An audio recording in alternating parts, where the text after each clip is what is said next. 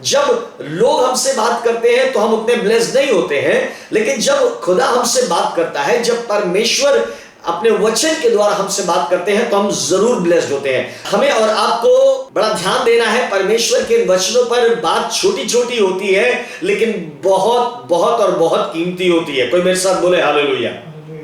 बहुत ही शीघ्र प्रभु यीशु मसीह का आगमन है और कलीसिया को तैयार होना है ताकि हम उसके साथ स्वर्ग में जा सकें। आमीन।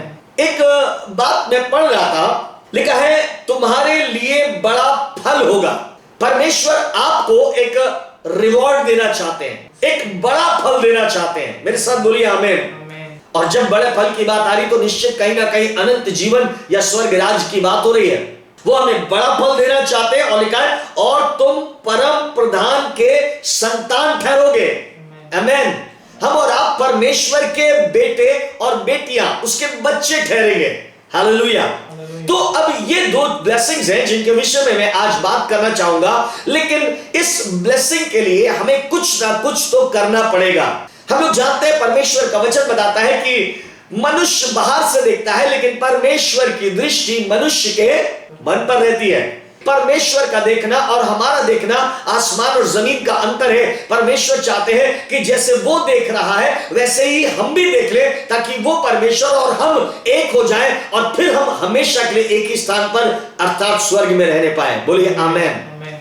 जब तक हम मसीह को पहन नहीं लेंगे, मसीह को पहन लेने का मतलब जब तक हम जीसस के समान नहीं हो जाएंगे, जब तक हमारे विचार, जब तक हमारा देखना, जब तक हमारा स्वभाव, जब तक हमारा बोलना प्रभु के समान नहीं होगा, तब तक हम उसके साथ उसके घर में नहीं रह पाएंगे। तो मेरे और आपको अगर जीसस के साथ रहना है तो जीसस के समान बनना भी पड़ेगा। मेरे साथ बोलिए आमीन। मैं 100 की एक बात कह रहा हूं और फिर कह रहा हूं और बार बार कहूंगा, मेरे और आपको अपने स्वभाव को, अपनी सोच को, अपने व्यवहार को, अपने जीवन को, अपनी आदतों को, अपनी हैबिट्स को जीसस के समान बनाना है। अगर हमें जीसस के साथ हमेशा उस घर में जो उसने हमारे लिए बनाया है वहां पर रहना चाहते हैं तो लूका उसका 6 अध्याय और 32 से लेकर उसकी 36वीं आयत, मैं चाहूंगा इसको पढ़ना। यदि तुम अपने प्रेम रखने वालों के साथ प्रेम रखो, यदि तुम अपने प्रेम रखने वालों के साथ प्रेम रखो तो तुम्हारी क्या बढ़ाई? तो तुम्हारी क्या बढ़ाई? जो मुझसे प्यार करेगा मैं उससे प्यार करूंगा। नहीं, परमेश्वर का वचन ऐसा हमें नहीं सिखाता। जीसस के कॉन्सेप्ट को देखिए, जीसस की बातों को सुनिए, जीसस की बातों को सीखिए और उन्हें अपनी लाइफ में अमल कीजिए। लिखा हुआ है यदि तुम अपने प्रेम रखने वालों के साथ प्रेम रखोगे तो तुम्हारी क्या बढ़ाई? तो तुम्हारी क्या बढ़ाई होगी? ऐसी कोई भी, इसमें कोई भी बढ़ाई की बात नहीं है, ये तो बड़ी नॉर्मल सी बात है। जी आगे क्या लिखा है? क्योंकि पापी भी अपने प्रेम रखने वालों के साथ, बाप रे बाप, क्योंकि पापी भी अपने प्रेम रखने वालों के साथ प्रेम करते हैं। तो इसका मतलब जैसा पापी वैसे ही हम। मैं गलत तो नहीं कह रहा? इसका मतलब पापी और हम दोनों बराबर, फिर पापी और धर्मी जन दोनों भाई भाई नहीं। हमें और आपको परमेश्वर के वचन के अनुसार सीखना है और अपनी लाइफ को ट्रांसफॉर्म करना है। मेरे साथ बोलिए आमीन। आगे पढ़ेंगे 33rd वर्स। यदि तुम अपने भलाई करने वालों ही के साथ भलाई करते हो, यदि तुम अपने भलाई करने वालों ही के साथ भलाई करते हो तो तुम्हारी क्या बढ़ाई? तो तुम्हारी क्या बढ़ाई? इसका मतलब जो हमारे साथ भलाई करेगा हम भी केवल उन्हीं के साथ भलाई करेंगे। जो हमें भलाई नहीं दिखाएगा हम भी उसको भलाई नहीं दिखाएंगे। बाइबल में लिखा हुआ है फिर इसमें क्या बढ़ाई? क्योंकि पापी भी ऐसा ही करते हैं। क्योंकि पापी भी ऐसे ही करते हैं। इसका मतलब यदि कोई ऐसा स्वभाव रखता है जो मुझे भलाई दिखाएगा मैं सिर्फ उसी को भलाई दिखाऊंगा, और जो मेरे साथ बुराई दिखाएगा मैं उसके साथ बुराई दिखाऊंगा। तो बाइबल में लिखा है पापी भी ऐसे ही करते हैं। तो इसके अंदर पापी और विश्वासी सेम सेम, दोनों एक से हो गए नहीं। लेकिन परमेश्वर का वचन हमें आज की शाम कुछ सिखाना चाहता है। बोलिए आमीन। हमें और आपको अपने कॉन्सेप्ट से, अपनी थ्योरी से, अपने लॉजिक से, अपनी बातों से आज के सुंदर समय में बाहर निकलना है। मेरे साथ बोलिए आमीन। हमारे लॉजिक, हमारी थ्योरीज हमें स्वर्ग राज्य में नहीं ले जा पाएंगी। मैं ये नहीं कह रहा कि आपकी थ्योरीज गलत है, मैं ये नहीं कह रहा आपके लॉजिक गलत है। आपके लॉजिक सही हो सकते हैं, आपकी थ्योरी सही हो सकते हैं, लेकिन ये हमें और आपको स्वर्ग में प्रवेश करने के योग्य नहीं बना पाएंगे। हमें प्रभु ने डिफरेंट बनाया है। मेरे साथ बोलिए आमीन। हम हम जीसस को पहने हुए हैं, हमने जीसस को अपनी लाइफ में ओढ़ लिया है। अब मैं मर गया, पौलुस कहते हैं अब मैं मर गया और मसीह मुझ में जीवित है। आगे पढ़िए। यदि तुम उन्हें उधार दो, यदि तुम उन्हें उधार दो, जिनसे फिर पाने की आशा रखते हो, जिनसे फिर पाने की आशा रखते हो, तो तुम्हारी क्या बढ़ाई। तो तुम्हारी क्या बढ़ाई। अब मैं आपसे ये नहीं कह रहा कि जो आपके पास अपने काम के लिए वो भी आप उड़ा दीजिए, नहीं। अगर आपके पास जरूरत से ज्यादा है, अगर आपके पास स्पेयर है, अगर आपके पास कुछ फालतू अमाउंट है, तो प्लीज ये सोचकर मत दीजिएगा कि ये वापस देगा तब दूंगा, और अगर वापस नहीं देगा तो इसको बिल्कुल भी नहीं दूंगा। मैं उस टाइम के लिए कह रहा हूं जब आपके पास फालतू अमाउंट रखा हुआ है, उस समय में मेरे और आपको सोचना नहीं है कि ये लौटाएगा या नहीं लौटाएगा, क्योंकि बाइबल में क्या लिखा है, पढ़िए फिर से। यदि तुम उन्हें उधार दो, यदि तुम उन्हें उधार दो, जिनसे फिर पाने की आशा रखते हो, जिनसे फिर पाने की आशा रखते हो, तुम्हारी क्या बढ़ाई। तो उसमें तुम्हारी क्या बढ़ाई। क्योंकि पापी पापियों को उधार देते हैं, क्योंकि बाइबल में लिखा है पापी पापियों को उधार देते हैं कि उतना ही फिर पाए, कि उतना ही उनसे हम फिर ले लेंगे। तो ऐसा तो पापी भी करते हैं। वरन अपने शत्रु से प्रेम रखो। नेक्स्ट वर्स में लिखा है वरन अपने शत्रुओं से प्रेम रखो। बाप रे बाप, कैसी बात कर रही है बाइबल। शुरुआत में 32वीं आयत में पढ़ा था ना, यदि तुम अपने प्रेम रखने वालों के साथ प्रेम रखो तो उसमें तुम्हारी क्या बढ़ाई, क्योंकि पापी भी ऐसे ही करते हैं। तो जीसस ने अब उन तीनों बातों को समझाया है। जीसस ने कहा वरन अपने शत्रुओं से प्रेम रखो। मेरे साथ बोलिए आमीन।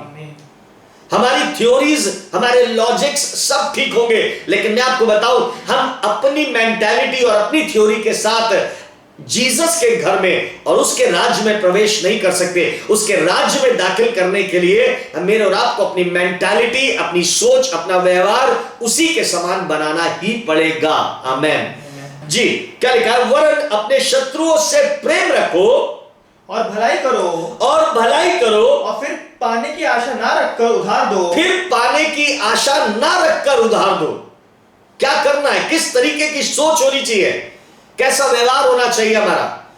फिर पाने की आशा ना रखते हुए हमें किसी की मदद करनी है, और तुम्हारे लिए बड़ा फल होगा। कोई जोर से बोले हालेलुया। और तुम्हारे लिए बड़ा फल होगा। कितने लोग परमेश्वर से बड़ा फल पाना चाहते हैं। अगर हम पाना चाहते हैं तो हमें हमारी मेंटालिटी, हमारी सोच और हमारे व्यवहार को अलग कर देना पड़ेगा, और जीसस की मेंटालिटी, जीसस की सोच और जीसस के बिहेवियर को अपनी लाइफ में अप्लाई करना पड़ेगा।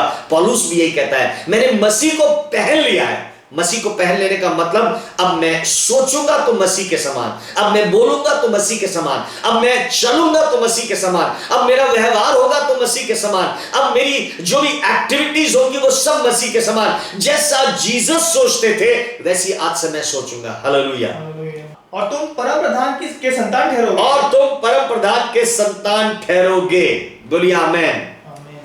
हमें ऐसा काम करना पड़ेगा कि वो हमें अपना बेटा कहे। आमेन।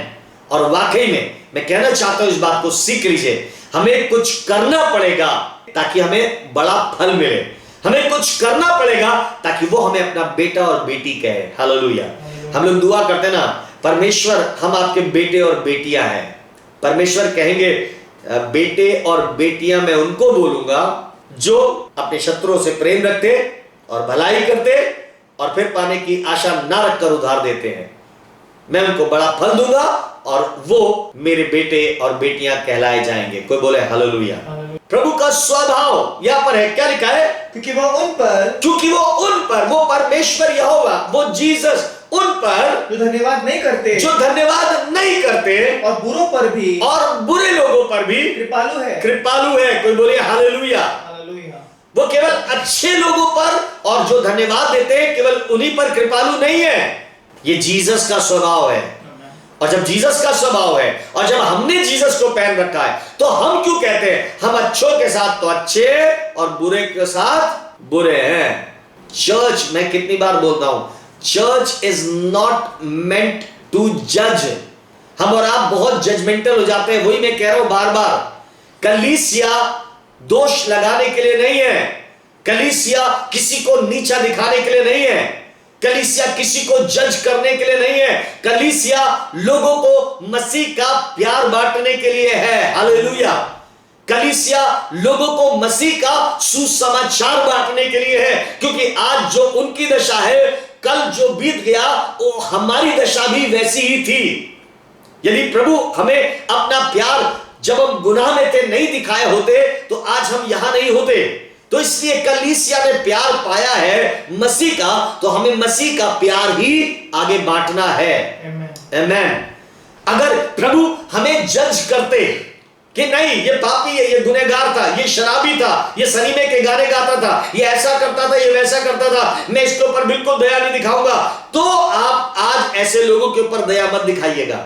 लेकिन जीसस ने हम पर तब दया दिखाई, तब उसने हमें अपनी मर्सी दिखाई जब हम गुनहगार थे। तो इसलिए आज हमें भी उन लोगों के ऊपर जो गुनाह में अभी भी हैं, हमें उनके ऊपर अपनी दया दिखानी है। हालेलुया। और यही है एक ट्रू क्रिश्चियनिटी, यही है एक सच्ची मसीहत जिसमें हमें और आपको जीना है। हालेलुया। और जब ऐसा होगा तब तुम्हें बड़ा फल मिलेगा और तुम परम प्रधान की संतान ठहरोगे। हालेलुया। मैं 3 जगहों से थोड़ी थोड़ी बातों को पढ़ूंगा और मैं चाहूंगा उसके बाद हम आज अपने जीवन को प्रभु के हाथों में सौंप दें। मैं फिर से कहना चाहता हूं, this is not very easy to enter in the kingdom of God. लिखा है सकरा है वो मार्ग जो स्वर्ग को जाता है, लेकिन चौड़ा है वो मार्ग जो अंधकार की ओर जाता है, जो आग और गंधक की झील की ओर, जो नरक की ओर जाता है। मैं आपको बताना चाहता हूं, स्वर्ग में जाना इतना आसान नहीं। मेरे और आपको बड़ी मेहनत के साथ, बड़ी मशक्कत के साथ, दुख उठा कर हमें और आपको परमेश्वर के साथ स्वर्ग में प्रवेश करना है। हालेलुया। जी, मैं चाहता हूं परमेश्वर के वचन में देखिए प्रभु के लोगों का स्वभाव कैसा है, प्रभु के लोगों का जीवन कैसा होता है। वो लोग जो स्वर्ग में जाने के लिए एलिजिबल हैं, उनका स्वभाव कैसा होता है। पढ़ेंगे निर्गमन उसका 32वां अध्याय और उसकी 31वीं आयत से लेकर मैं उसकी 34वीं आयत तक चाहूंगा कि हम पढ़ेंगे। तब मूसा हारून से कहने लगा, लिखा तब मूसा यहोवा के पास जाकर कहने लगा। एक सेकंड, बाइबल में लिखा है कि मूसा अभी परमेश्वर के पास है, 40 दिन 40 रात। उस 10 हुक्म की तख्तियों को लेकर मूसा नीचे उतरे। मूसा ने देखा वहां हो क्या रहा है। वे सब उस बछड़े के, सोने के बछड़े के आगे, जिसकी मूर्ति हारून से बनवाई थी उन लोगों ने, उसके आगे नाच और गा रहे हैं। परमेश्वर का वचन बताता है कि जब मूसा ने ये सब देखा तो मूसा दुखी हुआ और वापस परमेश्वर के पास ऊपर पर्वत पर चले गए और मूसा परमेश्वर से बातचीत कर रहे हैं। मैं चाहता हूं पढ़ूंगा। तब मूसा यहोवा के पास जाकर कहने लगा, हाय हाय, उन लोगों ने सोने का देवता बनाकर बड़ा ही पाप किया है। किन लोगों ने? इन इजराइलियों ने। और इन इजराइलियों की मालूम है क्वालिटी क्या थी? जैसे ही ये मिस्र से निकले, इन्होंने मूसा को बुरा भला बोला, मूसा के ऊपर कुड़कुड़ाए और बुड़बुड़ाए, मूसा के ऊपर दोष लगाए, मूसा को बहुत तकलीफ पहुंची होगी। यही इजराइली लोग हैं। इन लोगों ने उस मूर्ति को बना लिया, उस बछड़े को बना लिया। और तब परमेश्वर का वचन बताता है, तब मूसा यहोवा के पास जाकर कहने लगा, हाय हाय, उन लोगों ने सोने का देवता बनाकर बड़ा ही पाप किया। अब ध्यान से सुनिएगा। तो भी अब तू उनका पाप क्षमा कर। किन लोगों के लिए माफी मांग रहा है मूसा?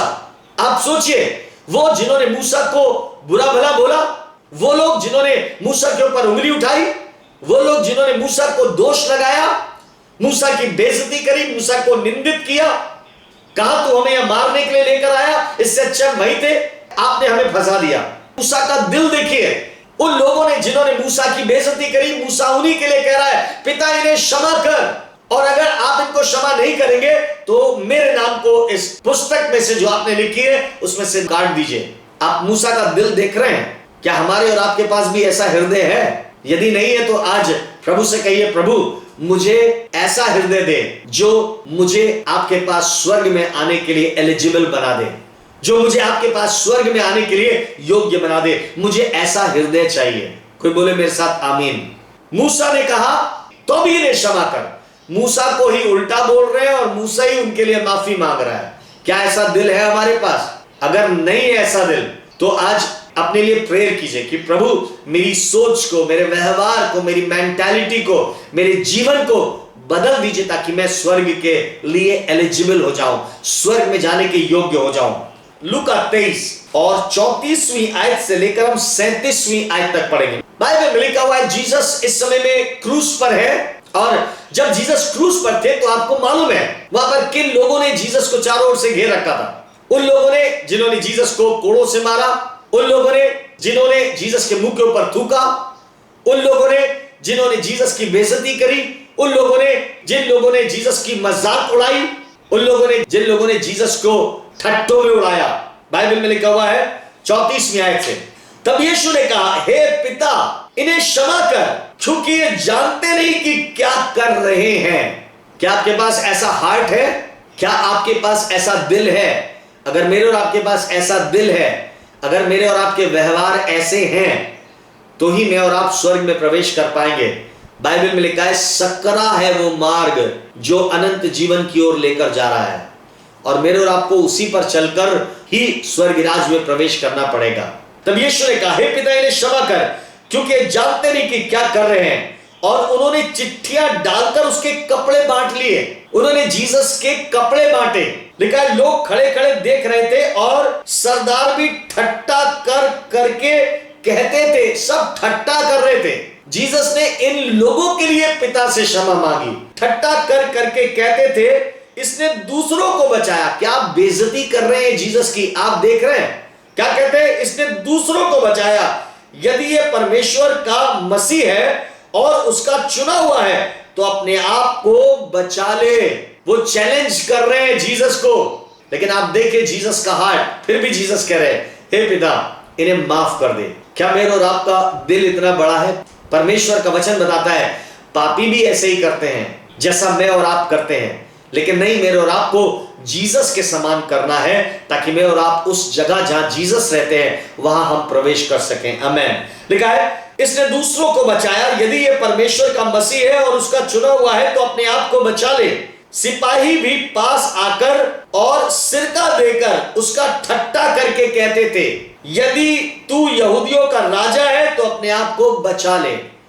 ठट्टा कर रहे हैं जो लोग, ठट्टा कर रहे हैं जो लोग, बुराई कर रहे हैं जो लोग, बेइज्जती कर रहे हैं, जीसस उन्हीं को माफ कर रहे हैं। जीसस उन्हीं को क्षमा दे रहे हैं। जीसस उन्हीं के लिए प्रेयर कर रहे हैं। तीसरा एग्जाम्पल दूंगा और सिर्फ आखिरी एग्जाम्पल दूंगा प्रेरितों के काम, उसका 7वां अध्याय, एक्ट्स 7th चैप्टर, 54 से लेकर 60, 54 से लेकर 60th वर्ष तक मैं चाहूंगा पढ़ेंगे। बाइबल में लिखा हुआ है स्तिफनुस है, और स्तिफनुस बड़े भीड़ को परमेश्वर के वचन बता रहा है। और 53वीं आयत में ऐसे लिखा हुआ है, तुमने स्वर्गदूत के द्वारा ठहराई हुई व्यवस्था तो पाई परंतु उसका पालन नहीं किया।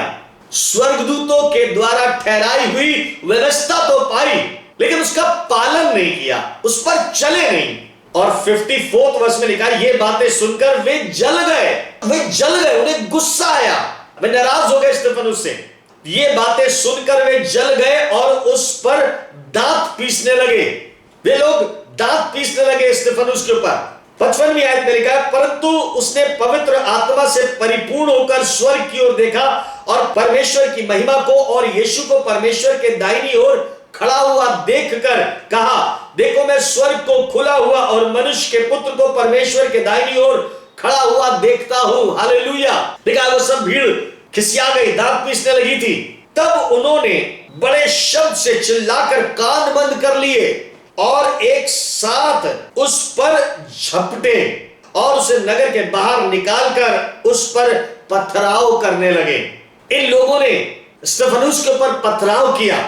वो पत्थर पे पत्थर फेंकते रहे और वह ये कहकर प्रार्थना करता रहा। अब स्तिफनुस की प्रार्थना देखिए इन लोगों के लिए जो उसको घसीट कर बुरी तौर से बेइज्जत करते हुए शहर के बाहर ले गए, जो उसके ऊपर पत्थर फेंक रहे हैं, जो उसके लिए बुरा भला बोल रहे हैं, जो उससे खिसिया रहे, उसके ऊपर दांत पीस रहे हैं। लिखा है वो अपने प्रभु से उनके लिए क्या प्रार्थना कर रहा है जब उसके ऊपर पत्थर फेंके जा रहे हैं, हे प्रभु यीशु मेरी आत्मा को ग्रहण कर।